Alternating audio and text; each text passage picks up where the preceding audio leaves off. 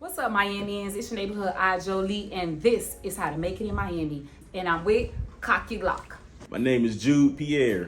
Do you have any motivational quotes or mantras that you go by to keep you going? One of my motivational quotes that I go by is memento mori. That's a Latin phrase for remember you will die. It may sound a bit dark, but it works in my personal as well as my professional life. You're gonna die, so why be afraid to take risks? Why be afraid to do something that you've always wanted to do? As well as for the type of work that I'm in, you also got to kind of be okay with the idea that things may get out of hand. You get me? So once you understand that and you're comfortable with the idea of someone may lose their life tonight, it becomes a bit easier to actually do your job. What actually do you do? Because you say in your line of work, what is your business? Well, I actually co-own a security company. I'm also a firearms instructor. That's two of the main things that I currently do at the moment. Mm-hmm. And security, armed security, or just the muscle? Everything under the umbrella of security. We do armed security, we do unarmed. We started off specializing in high risk security. We do a lot of low risk as well. We do a lot of private security. We do a lot of bodyguard work, which is executive protection. What is high risk security? High risk security is when you see most of the guys at any location. It doesn't necessarily have to be a nightclub. Mm-hmm. Any location where you see the guys full tactical with the vests and the rifles and the handguns, that would be considered high risk, where you have a high propensity for violence. That is what we've been specializing in for a few years now. Mm-hmm. And you per se, which do you like better? High risk, low risk? As crazy as it sounds, I actually prefer to do high risk security. High risk security keeps me on my toes. I'm not one of the guys that could just ride around in a golf cart for 8 hours, because I feel like that's how you end up losing your edge. So I'm the type of person that needs to be kept on my feet. I like to wear the vest. I like to engage in altercations, violent, non-violent. I didn't start out wanting to do it, but because I started doing it and I realized I'm actually pretty decent at doing it, I just stuck with it. Mm-hmm. It seemed like, if you play video games, Grand Theft Auto and things of that sort, people would love to do those things. That's what I would. In essence, yes. It seemed fun. I know it's bad, but it just seemed fun. It's not that bad. Because you don't really have to shoot as often, or do you? A little background, I've been doing security since I was 18 years old. So I'm about 33 now, so let's say 15 years. Mm-hmm. So in 15 years of doing this type of work, yes, I have been involved in just about any type of confrontation you could think of. I've been involved in fights, I've been involved in stabbings, I've been involved in shootings before, you get me? Unfortunately, yes, I have had to discharge my firearm. I get that question a lot. It was a real dark time in my career, but yes, I have had to discharge my firearm before. People have gotten injured based on my actions, but it's a part of the job. Mm-hmm. And have you ever been injured? Have I ever been injured? My worst injury actually came at the hands of, she was about 5'3", a little small girl. Those are the ones that's the most feisty. You get me? I've fought guys my size, bigger, smaller, but she was the one where I actually got like a couple bruises on my arm because I don't know what martial arts she knew, or maybe it was the alcohol, but that was the worst injury I've ever sustained. But luckily, I've been blessed where no, I haven't been shot before. I actually got ran over by a car before, but it really wasn't as bad as you would think it would be. What? Yeah, I got hit by a car before while I was at work. But yes, I've been in a lot of different situations and confrontations over my 15-year span of doing this. And so now, also a firearms instructor.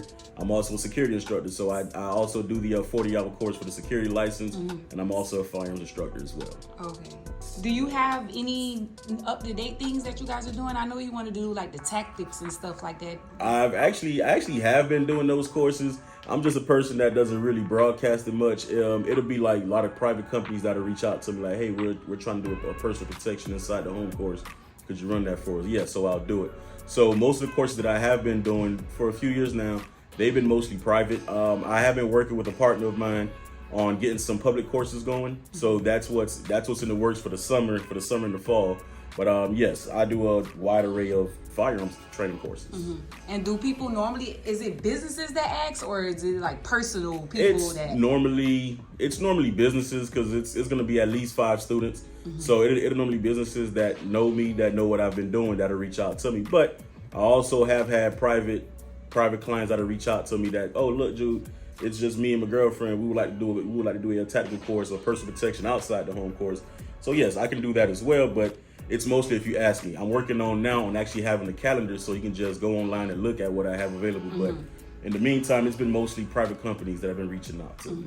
So how often do you think someone should train? Firearm training specifically? Yes. Well, with firearm training, honestly, I feel like you should train as much as you possibly can. I actually came to training today myself. You get me? Even though I'm an instructor and I've been having my security license for over 10 years now, I still train. You get me? I actually take other instructors courses as well because each instructor teaches differently. So even though I may be well versed in what I know and what I teach, I may go sign up for another course and learn something new from them. So I honestly feel like you should train as much as you can. I know ever since the pandemic, the price of ammo has been a bit high and whatnot. So there are different drills that you can do to conserve ammo, but I believe that as much as humanly possible, everyone should be getting training or doing training. Ammo is always readily available. It may not be at the price point that you want to pay for it. Ammo is available. You can actually reload your own ammo. A lot of people don't know about that. That is time consuming. The average person really don't have the resources to do such a thing. But no, ammo is not in short demand. It's in high demand. Your favorite ammo brand may be on back order, but there is definitely plenty of ammo. You can check out all the gun shows. Gun shows always have plenty of ammo. During the pandemic, it was a bit difficult, but as of late, no. Ammo is a bit more expensive, but it's definitely out there. So when you say you can load your own, like the powder and all that stuff, do you know how to do it? It's called pressing ammo. Yes, I actually do know how to press 9mm rounds. That's the round that I shoot most, 95% of the times. I shoot a handgun round, the 9mm round. So that's normally what I shoot. And yes, I did take a armorer's course, so I actually do know how to press ammo. That's so cool. So do you think women should carry guns? That's a funny question. Of course, I believe women should carry guns. And believe it or not, I'm not just, BS or giving a story, but 95% of my clientele are women, and they shoot better than any guy that I've shot against. They shoot better than people that have shot at me. So women actually are better shooters than men, which I would hate to say, I hate to admit, but the truth is the truth. It is what it is. Okay, so like with the 9mm, do you recommend like a woman having like a 9mm or the smaller one? Was it 380? That's hard to tell. Yeah, you have the 380, you have the 22. It all depends on what you're doing. It all depends on what you're comfortable with. I've shot the 40s and the 45s and the 357s. It's just not for me. You get me? So I have a lot of coworkers and employees that tell me, "Oh, Jude, why do you shoot a 9? You a big guy. Shoot a 40 or a 45." It's pretty much you do what works for you. The 9 has saved my life on countless occasions, so that's what I stick by. You get me? So it's like I love the 9. I prefer the 9 personally. When I do my courses and I get that question, "Oh, which round do you think I should be shooting?" Well, we have different handguns on hand that you'll try them out, and we'll see what works best for you. We'll see what you can handle, and then we make recommendations based off of that. What is a good age to teach children about guns, or should children know about guns? It's another great question. I don't believe that there is an age. I believe that as soon as the child understands, I also do children's courses as well. You get me? So I train children on firearms, on handguns, on pistols, on rifles, shotguns. I believe as soon as they can understand what a gun is, you need to start talking to them about it. You may not want to take them around live ammo and take them to the gun range, but definitely if you see a firearm, hey, look, this is dangerous. You don't want to touch that. You don't want to play with it. It's also up to the adult now to be smart about it as well. And you're supposed to keep that firearm concealed and hidden in a secure location. But, if you just so happen, we're all human. Things happen. If it just so happens that you have a firearm hanging out somewhere, your child or whatever child that is in constant contact with you should understand that this is not something to be played with. I personally have taken children as young as 7 years old to the gun range before, and they've actually shot really well, believe it or not. So at that age, they're sponges. You get me? They're sponges. They're going to absorb whatever information, and a firearm is interesting. It's fun. It's cool. So yes, we as adults understand how dangerous it is and what happens, especially when on the other side of that barrel. But with children, I start them off real young. I speak with them. I have nephews as young as 2 years old. They see it all, like everyone in my family knows what I do. I'll always have a firearm on me so that, they already understand, well, no, that right there, I can't touch it. They may not know what it is or why they can't touch it, but as they begin to mature, we can have those deeper in-depth conversations. Do you recommend a specific gun for your home? That is not something that you could easily answer. At home, personally, I prefer handguns and rifles at home. I also have shotguns as well. But it all depends. It all depends on what is the makeup of your home. Where do you stay? Do you have neighbors? Do you have children in the home? You get me? So all of that factors in when 3 a.m, when you're half asleep, someone kicks in your door. You get me? Are you going to be proficient? Once again, like you asked me earlier, how often should you train? What do you train with? If you're only training with a handgun, I wouldn't recommend you to get a shotgun in your house. You get me? Because if you're not proficient with it, you got to understand when someone comes around that corner, you have sleep. You got to be ready to go. So if you're not constantly training with that, I would never recommend you to get a shotgun at home or a rifle or a bow and arrow even. You get me? So it's whatever you train with, whatever you're comfortable with. As long as you know your firearm, you know what ammunition you have in there, you know what it can penetrate. That's what we go based off of. I also do consulting services where I can actually come to your home and recommend, okay, look, based on you have nothing but drywall in this house, I wouldn't recommend this type of firearm or this caliber. So it's a lot that goes into it. I recommend a gun that works. Honestly, if it works to get the job done, that's what I recommend. Because I think somebody was like, oh, at the house you should have like the shotgun and the big gun or whatever. Like I've heard that, but shotguns penetrate just as much as a 22 would. People may feel like a 22 is safer, but 22s penetrate sheetrock and drywall as well. So I mean, once again, I use a 9. So 9 times out of 10, you're gonna catch me with a 9 in my hand. So that's what I train with on a weekly basis, so that's what I use. But like I say, I have rifles as well, because after the handgun, the rifle is the next best thing that I'm versed in. So I have both of those at home, but 9 times out of 10, someone kicks in my door, I'm reaching for my handgun first. It's close quarters. I don't really need a 223 because it's gonna over penetrate. So do you train with rifles as well? Yes, I'm a pistol, rifle, shotgun instructor, and I also do personal protection inside and outside the home. Those are also courses that I offer. So yes, I train everything pretty much. And so when you said penetrate in the drywall, I heard something like about the bullets, like the hollow tips or... Yes, you have full metal jackets, you have your hollow point right here, and you have your full metal jacket. The hollow point, it expands upon impact. So this is what most people will just blanket recommend. Like, if I don't know you and I'm walking down the street, I say, hey, look, Jude, hey, I seen you. Hey, what do you recommend now? I'm carrying my gun. 9 times out of 10, I'm gonna recommend the hollow point. The hollow point expands on impact. So whatever it impacts with, whether it be flesh or drywall, the bullet itself, once it ejects from the casing, is going to expand. So with this, you have less chances of it over penetrating. Whereas the full metal jacket itself, this will continue to penetrate until it loses its kinetic energy. So what do I prefer? As you guys can plainly see, I have one magazine with hollow points. I have one with full metal jackets. It all depends on what I'm doing. If I'm going to work, I'm working outside in a high risk environment, I prefer the full metal jacket because of the penetration. So it's like I wouldn't use a hollow point. Let's say I'm shooting at a vehicle. This is not any legal advice. I'm not saying to do it. I wouldn't recommend you to shoot at a vehicle, but for a full metal jacket because it will penetrate. Versus a hollow point, it gets stuck in that door. Now whoever's behind that door that's shooting at you, they're gonna continue to shoot at you. So it all depends for what situation, for what you're doing. But let's say you're just at home or for personal protection that you carry on your day to day. I would definitely recommend the hollow point. I stick with the basic. I love my full metal jacket. Honestly, 95% of the conversations that I've been involved in, I've always used full metal. So the hollow point also, I'm cheap. It's cheaper. The hollow point is a more expensive round, but expensive is better sometimes. But it works for me once again. So I'm not saying, well, Jude said use full metal, so that's all I'm going to use. Once again, what works for me may not work for you or vice versa. So personally, they both work, so I carry 2 mags. You get me? So it all depends. There's nothing for me to swap out. Well, I'm going into this environment, well, let me get out my full metal. Well, I'm going somewhere a bit safer, let me use my hollow. Do you rather be out in the field? Like, do you rather, Well, I actually enjoy both. You get me? When I was younger, I wanted to be in the field. I wanted to get my stripes. I wanted to earn my stripes. I wanted to shoot. Once you get into a shooting, you think that's the end of it. That's really just the beginning. There's a whole shit ton of things that happen afterwards that you don't really care for. So now that I've been through it, you get me, like till today, I believe the state still has like possession of like 3 of my firearms. So I'm still going through some ongoing cases. So it's like the older you get, you actually want to avoid confrontation. I don't care to get involved in the shooting for the rest of my days as long as I live. If I can avoid it, I'd rather avoid it. I'd rather de-escalate. I'd rather talk your head off until you don't want to kill me anymore. But being in the field to me is just more exciting. It gets the blood going. You get me? So that's what I did for a bulk of it. But now that I'm an instructor, I do enjoy that slower pace as well.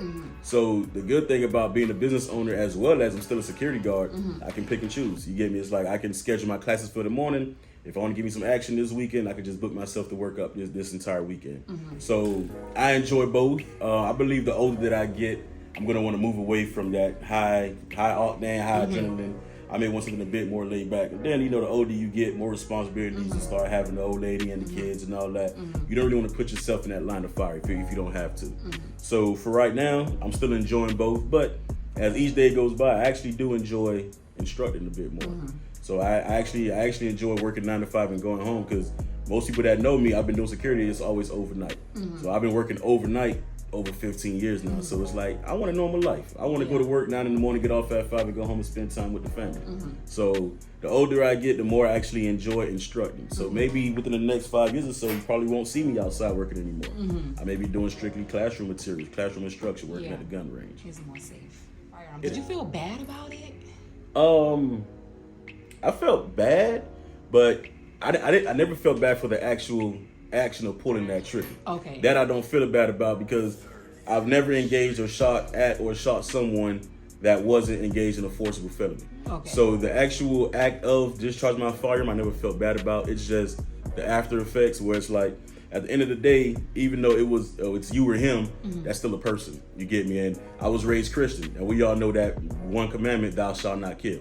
So it's like, yeah, even though if I didn't do my job, I wouldn't be here today. It's at the same time too, it's still a person. You get me? It's like, he would have did it to me without a second thought, but it doesn't change that. You get me? So it's like that, and that also something that you have to live with. You learn to live with it. You learn to move past it, where it doesn't hold you back or traumatize as much anymore. But at the end of the day, you're gonna always remember that I use one of these bullets and put it inside somebody. Like, it's not a great feeling. Yeah. You get accustomed to it, and a lot of people get accustomed to shooting and killing and whatnot. But people live with that. That's where a lot of that trauma comes from. So it's like, yeah, you may see someone out and they appear to be healthy and sane and whatnot, but on the inside, you never really know what demons people are battling. So yes, I have felt bad. I have felt bad because at the end of the day, you're a person like I am, but not because, oh, well, damn, I had to shoot someone. It's like, nah, well, they were doing something where it left me no choice. I had to do my job. So that part I don't feel bad about. But it's just, at the end of the day, they're human just like me. They have a mom, they have kids, they have a family, they have people that love them. So it's like, that's what mostly gets to me, not so much the actual act of doing it. Did you ever work for like somebody big, like a president or like somebody? I actually have worked with senators before. I have worked with other people that I'm actually not at liberty to speak of, but I've done some work overseas before as well. Yes, I do it. I have a business partner he actually is in charge of our bodyguard side. And he's actually on the road now with a high-profile client. So yes, we've dealt with everyone from your neighborhood trapper to 6-7 figure worth guys. You get me? Like, we've worked with billionaires before. You get me? It's like, I didn't realize how serious or how real NDAs were, but yeah, those are real things. And so, I mean, I have been blessed. I've worked with a lot of celebrities, guys at the state level. Yes, I've worked with a lot of political figures before. I've gone through a lot of different trainings, a lot of different background clearances and all that. That they should stop letting 18-year-olds buy guns? Would that even help at all? I believe that it can help. Kind of goes back on the how, when should children learn about guns? I don't believe that it's a number thing. I believe it's a maturity level. So I don't believe that it should be like a blanket age, well, you can't buy a gun until you're 21, because we all know a million 21-year-olds that are immature as hell versus 15-year-olds that are paying bills. You get me? That are extremely mature. But I definitely believe that it would help. I'm not opposed to it. But I mean, at the same time too, we have 18-year-olds in the military. So how do we feel about that? So an 18-year-old in the military can have a rifle, but a civilian can't. You get me? So, but personally, like on the personal note, I feel like 21 years old works. You got to be 21 to purchase alcohol. You got to be 21 to do everything else. So I mean, I definitely believe that at 21. You're going to be a bit more mature regardless. Even though you're going to be immature still, there's definitely a bit more of a maturity level there at 21 as opposed to 18. So how do you make it in Miami? One thing about it, you got to get up every day and get out there. Like, honestly, a lot of people look at me like, damn, Jude, how did you make it? Like, how did you get we all knew you as just a regular security guard working at the club. It's like, damn, now you got multiple businesses going on. How? Honestly, it's just, I got a notebook. I always write down what I'm thinking of. Okay, well, I want to do this. I start writing down, I start setting goals. And every morning I work towards those goals. There's not a day goes by. You may see me out of town or out the country on vacation, but I'm always working on something. So the only way to make it, Miami's expensive. everything, cost of living is expensive down here. The only way to make it, you got to get after it 7 days a week. You can't take a day off. Like one day you will slip up, gonna turn into 2 days, gonna turn into a week, a month. Next thing you know, you done fell behind. So the way that I've been making it in Miami is every morning I wake up with a goal in mind and I get after it. That's the simplest way. You just got to grind every day. So where can the people find you? Honestly, if you want to find me, you got to call my phone. I have a social media. I have a Instagram page. My Instagram page is Cockya Glock, COCKYAGLOCK. But if you're trying to book a course, or if you need some security work, we're actually always hiring. I just closed another contract today. Thank God for that. But we're actually always hiring if you want to do a course, if you need to get your security license. I actually prefer people to call my cell phone. Our security company is Apex Protective Services, so if you ever see anybody wearing one of my shirts, reach out to them. Hey, how do I get in contact with you? I need to ask them a question. Guys, feel free to reach out. Day and night, I'm always up. I'm always working. Okay. Right. Thank you. Thank you, guys. All right. It's much more than the palms and the sunny beach. Learn how to make it in Miami with